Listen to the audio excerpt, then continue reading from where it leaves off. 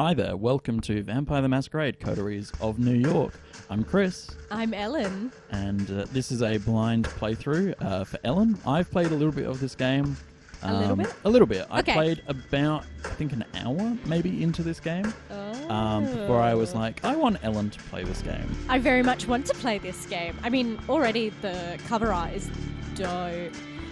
It reminds me of Kevin Wada. Do you know him? I do not. He is, well, he mainly does like a lot of kind of cover art, but he did a few pieces of art in my favorite comic book, The Wicked and the Divine. Uh-huh. Please, God, someone read it and comment. Just someone talk to me about that comic series. So we're going to take a little bit of a break from Vampire the Masqurade Bloodlines. Yes. We are going to play this for the meantime, and we'll come back to Bloodlines if people are enjoying that series. Not too much of a break, because we're still ensconced in the world of darkness, as it were. Yeah, we can't get enough of this. No, this God, world no. of darkness. And Ellen for most of it being her first time. So we have 3 clans that you can pick from. We have the Bruja. the Rebels, the Bruja. The Rabble Rebel against power and rage. No, the Rabble Rebel. Oh my God, let's take that again. The Rabble rebel against power and rage against authority. A seemingly insignificant man with significant ideas will join their ranks tonight. Nah, that's not me. Sorry. Ventrue, the aristocratic blue bloods embody wealth, sovereignty, and control. A top-level corporate executive will join their ranks tonight. She's cute. Or the Toreador. The divas seek thrills of art, romance, and cruelty amidst stagnant undeath. A tormented artist will join their ranks tonight. I mean... That's you. That's me. But... I kind of like the idea of maybe dipping my toes into Ventrue. I know it's your favourite clan. It is my favourite clan. Both the Bruja and the Ventrue are my favourite clan. Also, the La Sombra are my favourite clan. Yes. Also... You're just like a kid. Apples are my favourite fruit. Right. Also, bananas are my favourite too. Also... But also she's cute. The cool thing about this is that your character's motivations are kind of already set. Yes. And their justification as to why they're embraced is made apparent, as opposed to Bloodlines, where that's kind of for you to fill in the blanks. Yeah, they have the whole... they have a lot of backstories to choose from, but it's still in you to kind of embody and make the choices that you think would fit in. Whereas these characters already have set motivations, set goals. No, I like her. She's or exist in a world. Yeah. So would you like to play as Yeah, Clan I Ventrue? think so. She's a top-level executive, and I've been working as a creative businesswoman today, so I feel a bit cutthroat, you know? Beautiful. Let's pick a name. So what's our name, Chris? What's your name, Ellen? Would you like to play I don't as know, her? Chris. Would you like to create your Ventrue character? No, let's do my name. Okay, great. We had Ellen the Toreador, now let's see Ellen the Ventrue. And this does continue our... Is this I'll read this. New York taught me to believe in fate. Had you asked me about fate when I was just a human, I would have told you it's just superstitious bullshit, that we are all designers of our own destinies. That belief shattered when the richest woman in the United States, the actual richest one, not a face you could have seen in the papers, of course, sank her teeth deep into my neck. It happened in the very same place you're standing in. It happened in the very same place you're standing in right now, by the way. Fate, you decide. Please, there's absolutely no need to be hostile. Just listen a little longer. See, my mistake was that I flew too close to the sun. It makes sense that my punishment was to never see its glow again. I was incandescent myself. I was hot shit. I had it all. Money, looks, confidence, connections, men, women, a career, and a spark in my eye. The one you need to be born with.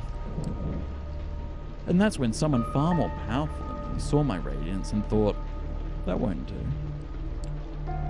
She robbed me of the light erupting from within. and gave me a subtle, enduring gleam in its place. She decided that would fit me much better. She was 9th generation kindred, just like you, an apex predator. She probably enjoyed teaching me the peak of my human excellence, my real place. The peak of human excellence, my real place in the food chain. It's such an eyesore when you look at some loud braggart and see them for all they really are. The temptation to teach them a lesson can be unbearable, right? I am actually going to go, if you press escape for me please, I'm going to change the text size to be So small. it's bigger? Yeah, to make it smaller. Yeah, so that it doesn't keep Testing your eyes, huh? making scrolling. it scrolling. Yeah. Well, my sire's lesson was a lesson about fate, a message saying, you are eternally doomed to be at the mercy of your sovereigns. It almost drove me to destroy myself. What saved me was the ability to reinterpret her teachings. Hers wasn't a message of doom, it was a message of hope. Fate exists, and one can shape it if given the right tools. My sire didn't believe my tools were fitting for the job. She considered them toys, and me, just her amusing subject. Well, she's deader than dead now, and I'm still here, standing right where she stood when we first met. You might have wondered how I've learned about your arrival to JFK Airport. My answer is, of course, destiny. As luck would have it, today happened to be a day when some of my associates were inspecting the coffins. Driving you straight here from the plane and having you wake up in such an unfamiliar place was a little desperate, and I do apologize for it. But it is so rare for you to visit New York 3 times in the last 15 years, wasn't it? And you're never eager to inform me you're here. I understand you have that meeting on 53rd Street later tonight, so I'll provide a comfortable transport. I value our relationship very much, don't get me wrong, but it is precisely because I value it that I'm going to ask you to repay the favor you owe me. You're the only one I trust to do the job well, and without attracting attention. You might think I'm crazy asking you to breach the rules of our society like this. You might think it's impossible to get away with it unpunished. But this is New York, and I don't know about other cities. But in this one, fate really exists. And right now, it's smiling in your favor. Is that me? That's you, I think. This is how it begins. Oh, I'll read this. Yeah. It's you. Your phone rings. It's your boss, again. The setting sun that filled your high-rise office an hour ago is gone. The city looks like an ocean of light from up here, spreading for miles to the north. You pick up. You're about to call it for the day. Forget about the world of fintech and decompress at home. No dice. One of the investors wants to meet you. His voice, as always, the perfect mix of authority and sleaze. He'll come by your house in an hour. You look at the clock. An hour? He's got to be kidding. Yeah, I know, but stick around. He's a heavyweight. You'll want to make a good impression. Fine. You grit your teeth a little. The boss hangs up. 2 hours. Might as well pour another coffee into yourself and figure out how best to use this to your advantage. You suspect everyone knows that no, you're actually not happy with your current position, that, in fact, you feel squished against the glass ceiling that comes with the territory. Sure, your idiot superior might have gotten the job only because he's the CEO's golfing buddy, but you're about to get an unholy amount of work in your advancement. Put an unholy amount of work into your advancement. Times were you'd laugh off the idea of staying at the office until 9 p.m. You had a partner to go home to, the nightly Netflix and chill ritual to perform, complete with pizza or Chinese takeout. Ever since you moved up the ladder, though, your hours have only gotten longer. Food? Mostly at the company cafeteria, sometimes takeout, always in a rush. You praise the heavens for your crazy metabolism and dread the day that it finally catches up. Finally decides to give up. Rest? At this point, the cleaning lady who takes care of your apartment probably spends more time in your bedroom than you do. You flash back to your boss quoting Shakespeare to impress his new, extremely attractive and uncomfortably young secretary.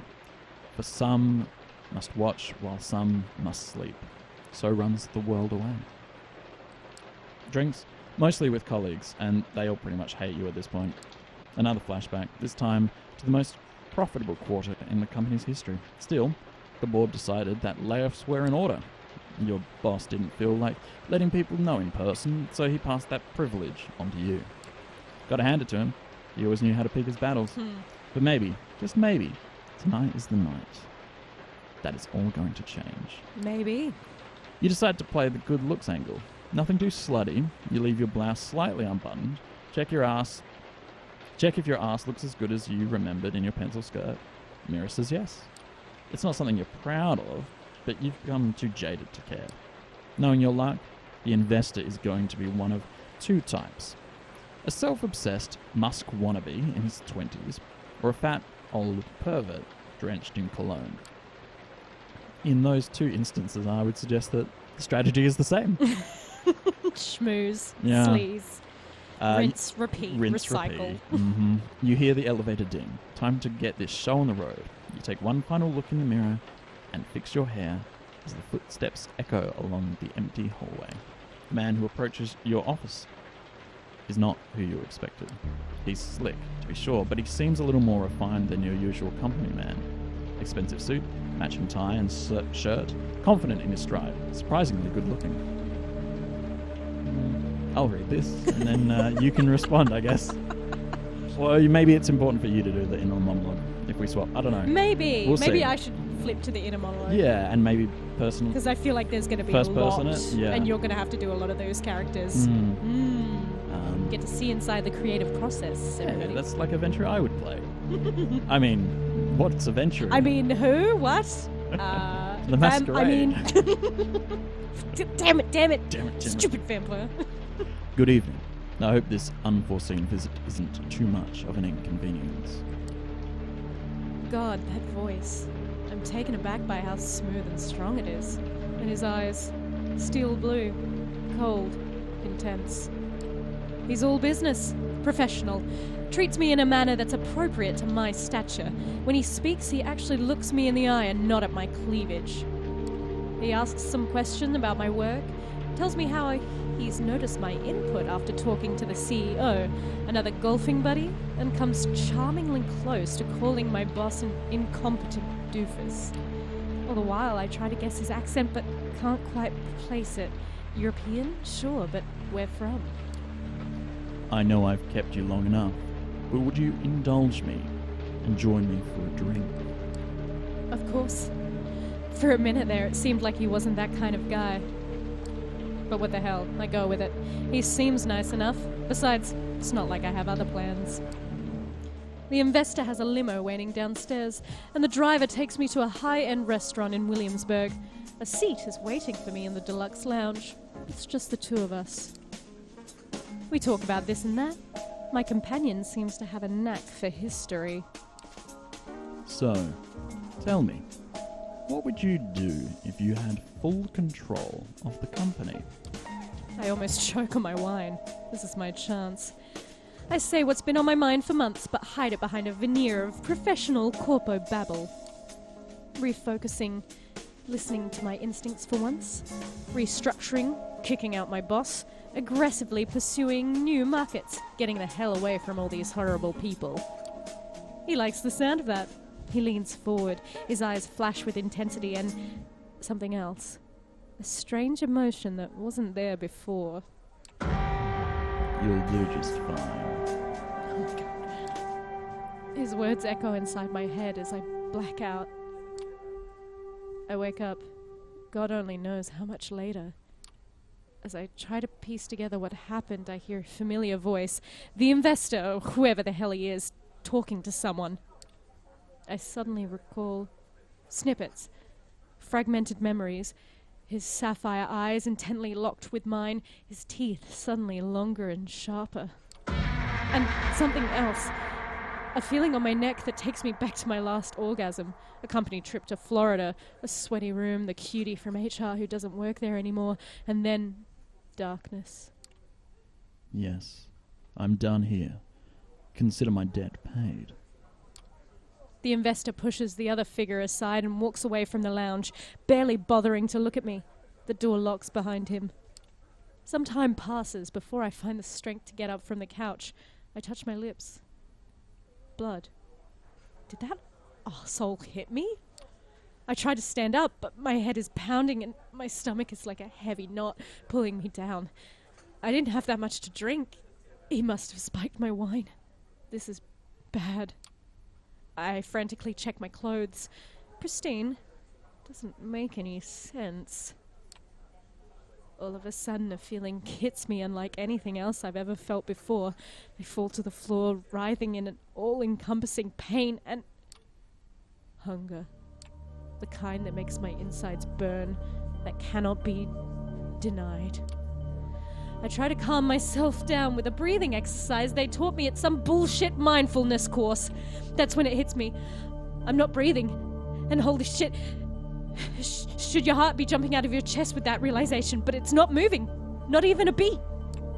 The door unlocks. I hear a startled voice. A young man in a waiter's outfit, his accent thick with an Eastern European harshness, leans over and asks if I'm all right. For a brief moment, I wonder what the hell is he doing here? Everything is wrong. Then his smell reaches my nostrils. It's intoxicating. Everything feels right again. He holds out his arm to help me stand up. I grab it, firmly, with both hands, and then I bite down. I sink my teeth right next to the old-school pin-up tattoo of Rita Hayworth on his forearm. It takes me a moment to process what I'm doing. A part of me wants to break away, but a stronger voice implores me to keep drinking. One thing becomes clear. I am definitely enjoying this. He only struggles a little and quickly falls to his knees. I can see his eyes now, pale blue and confused. I only bring myself to let him go once he collapses onto the floor. My bite leaves a mess of his forearm. Poor Rita, all bloodied, missing half her face. Did I just drink this guy's blood? I spit out a piece of torn flesh. That's, why? Where? What was in that fucking wine? Barely able to focus, my heart and my lungs still motionless, I reach for my phone and dial 911. Operator. 911 operator. What's your emergency? I killed somebody.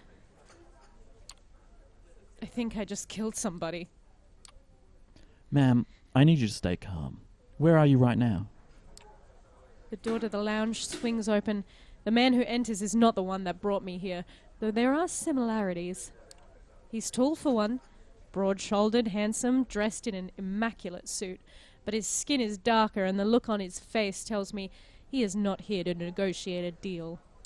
He notices the smartphone in my hand. Pass me the phone if you want to live. The man's voice is persuasive, calm but carrying clear threat. He's got the aura of a viciously efficient corporate. He's got the aura of a viciously efficient corporate shark. I find it hard to argue with him. Ma'am? Hello? I apologize for wasting your time. A new colleague got drunk and is now trying to impress everyone with her antics. Good night. He disconnects the call and places my phone in his pocket. For whatever reason, I can barely take my eyes off that stranger, as hypnotizing as his presence is, though it is also highly discomforting. Good evening, miss. I'm here to pick you up.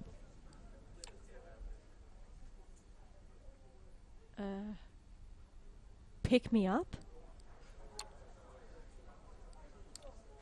Did I stutter? The stranger approaches the waiter and examines his body. Critical condition, but he might live. Anyway. He then sets his sights on me. I know this is all new to you, but I've dealt with hundreds of strays like you, and going by experience, they tend to fall into two categories. First, there are the smart ones who carefully obey my every word and don't try to pull off anything stupid. I always get them where they need to be, safe and sound. And then there are the dumb ones, the punks who thought they could take me on, the wise guys who tried to contact somebody, secretly and without permission, the troublemakers who tried to run off or make a scene. None of them got to their destination in one piece.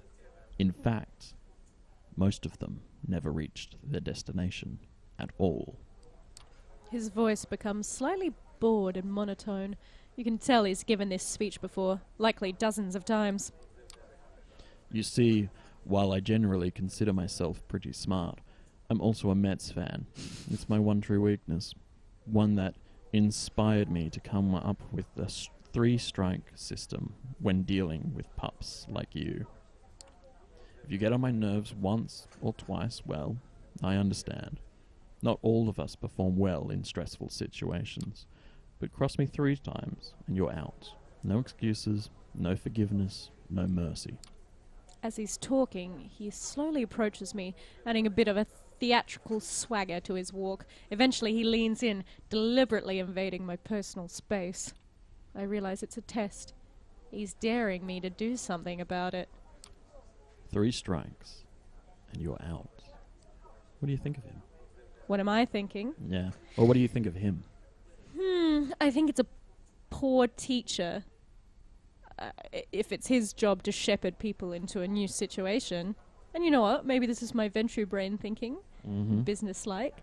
But if people go against you an alarmingly high amount, then you're not doing a good job of conveying what it is they're meant to be doing. And he's not given me a good sense of that I need to trust him.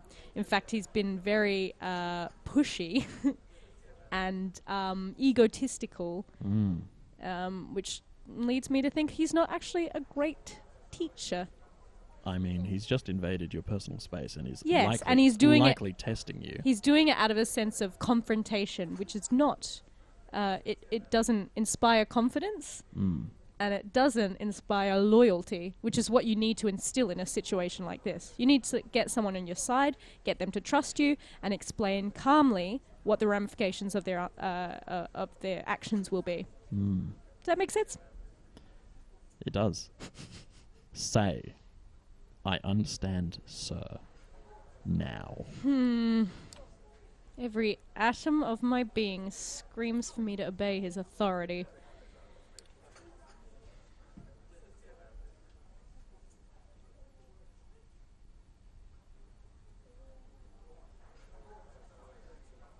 Choices.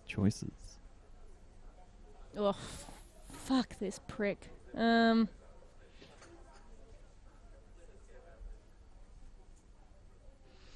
gotta play the rules. I understand, sir. Prick. Stick to that tone, and you'll do just fine. Moving on. Is there anyone you'd like to inform... you'd want to inform of your current situation? Tell them you're all right?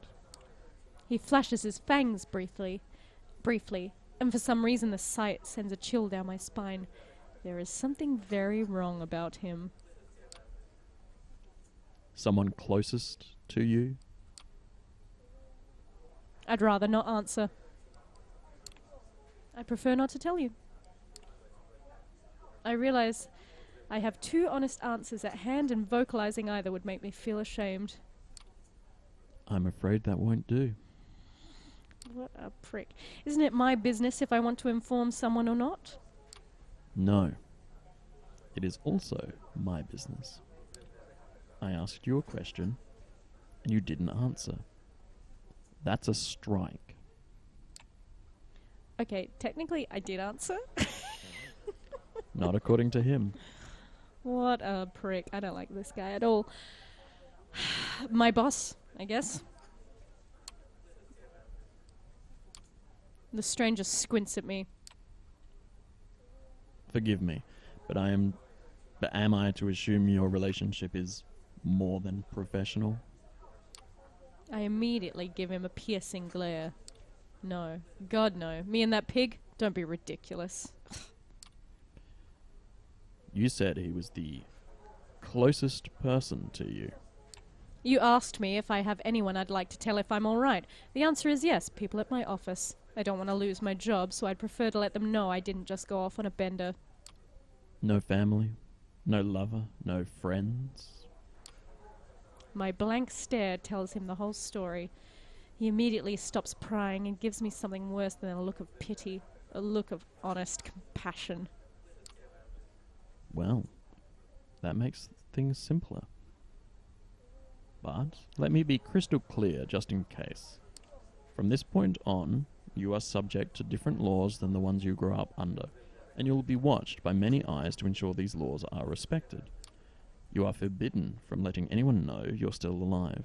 You are forbidden from showing your face anywhere they know you. If anyone comes looking for you, it's over for both you and them. That practiced tone again. I put on my poker face and listen in silence. So unless you want your boss to end up at the bottom of the Hudson, I'd suggest you cooperate. Don't tempt me. He smiles, revealing his fangs again. There's something absolutely sickening about it. Suddenly I feel overwhelmed by a sense of exhaustion. I pass out. When I regain my senses, I find myself in the stranger's arms. The man is holding me as if you would a spouse who's had a little bit too much to drink. I try to break free, but he holds me close and gives me a cautioning look. Only when I cease my struggling does he let me go. Only now do I notice the change in scenery. I find myself in a fancy lobby, right next to the elevator. The place is virtually empty, save for a single concierge and some cleaning staff. My companion gestures at the concierge as I pass, and he picks up the phone. The elevator arrives, the door opens, and the man motions towards the cabin. After you. Where are we going? To a safe place. That's all you need to know now. Trust me, you don't want to make this difficult. Just get in. I'm going to step inside the elevator. Going against my instincts, I enter the cabin. Smooth jazz is playing over the speakers as the elevator starts its descent. I'm dazed, panicky, but somehow locked in place. On the one hand, I find the stranger's presence oddly soothing. On the other, I can feel my body tensing up with stress. I can't help but think back to the young waiter, the doe-eyed look on his face, the confused look he gave me just before. No, it's better not to think about it. Plus, I have other things to worry about, like the fact that I'm being kidnapped. The cabin door opens to the same garage I arrived at with the investor some hours ago. The man shows me a black Cadillac Escalade. I know what you're thinking. Getting into a car with some strange man. Boy, sure seems like a dumb idea. Maybe I can make a run for it. I might be able to lose him. So let me be perfectly clear. Your best bet is to get in, relax, and enjoy the ride. The waiter. Do you think that waiter upstairs, is he going to be all right? Yes. I look him in the eyes and can immediately tell he's lying. No more questions. Get in the car, please. I'll get in the car. It seems like the worst idea ever, but the man's made it very clear that I have no choice in the matter. What's your name? Can I at least know your name? You'll know it when the time is right. He takes a glance at his expensive-looking watch. Listen, you really need to quit stalling. We're on a bit of a schedule here. The sun comes out in about 2 hours, and I don't intend to be here when it does. Schedule? What schedule? The kind that keeps you alive to see another night. He opens the car door and gestures towards it. I see no point in delaying the inevitable, so I get in. The door locks behind me. The Cadillac is almost entirely dark. The side windows seem light-proof. The man gets into the driver's seat, starts the engine, and drives away without another word. Did I die? To Depends on your definition of death. Listen, I realize you have many questions. Tomorrow, you will get some answers. But tonight, you need to do what I say. And right now, I need some quiet. Please. I feel too confused to protest. I stay silent for the rest of the ride, even as more questions bubble up to the surface. One of them being, did I actually kill someone tonight? Staring out of the window, I find it hard to focus and quickly lose track of where I'm headed. I can only tell that I haven't left Manhattan. Another underground parking. Almost featureless, empty. The car stops, and the man opens the door for me. We're here. The stranger walks me to a nearby door. He opens it and motions at me to get in. Go on in. Make yourself comfortable. If you get hungry, again, take a look in the fridge. I'll pick you up tomorrow, and you'll get your answers. Behind the door is a small room. No windows, just a simple bed and a single light bulb hanging from the ceiling. A small fridge is humming away in the corner, accompanied by a rattling AC fan in the wall. You're leaving me here? That's it? You're just gonna leave me here? That's it. For now, at least. Look, this room is your best chance of seeing another light. I realize you've been put in a problematic situation, and it's not entirely your fault. Cooperate, and you still might make it. Entirely my fault. You will learn tomorrow. But for the time being, get in and get cozy. He gestures inside the room. I'm gonna step into the room. Any situation like this, it's always best to cooperate. I step inside. The stranger nods. Good night. He locks the door behind me.